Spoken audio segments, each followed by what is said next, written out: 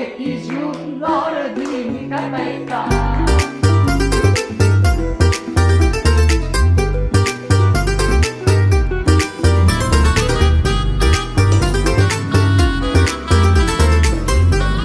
কি রে দোস্ত, ইক্ষুক আমাদের ক্লাসের মধ্যে চলে আসলো কিভাবে?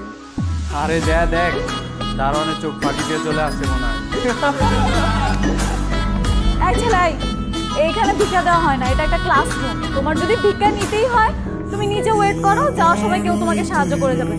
ক্লাসরুমে বাধা দিও না, যাও যাও। চাঁদনি বাদ দে না, বেচারা শখ করে আসছে, ওরা অপমান করিস না। এই 20টা টাকা দিয়ে দে না ওরে, তুমি 20টা টাকা নিয়ে নিচে চলে যাও।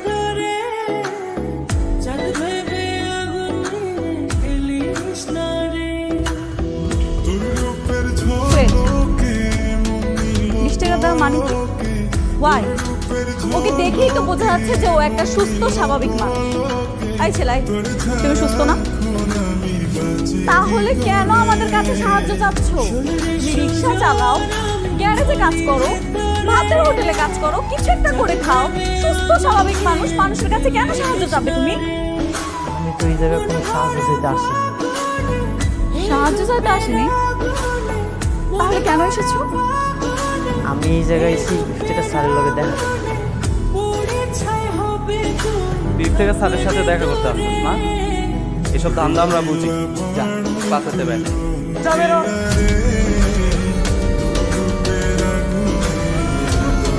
আর দেখিস না কেমন স্যান্ডেল পরে চলে আসে ক্লাসের মধ্যে।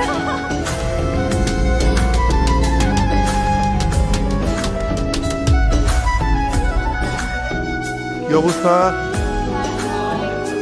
ওয়ালাইকুম আসসালাম। সবাই কেমন আছো? ভালো আছি। বসো। আচ্ছা, স্যার আসসালামু আলাইকুম। ওয়ালাইকুম সালাম। কে তুমি? কি দরকার এখানে? স্যার, ও তো ভিক্ষুক, দারোয়ানের চোখ ফাঁকি দিয়ে চলে আসছে। ভিক্ষুক?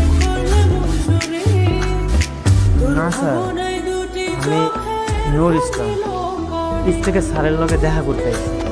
ইফতেখার স্যারের সঙ্গে? আমি তো ইফতেখার স্যার, আমার কাছে কেন এসেছো বলো? আপনি ইফতেখার স্যার? হ্যাঁ। আমি ভুবনপুর গ্রাম থেকে আইছি। এই যে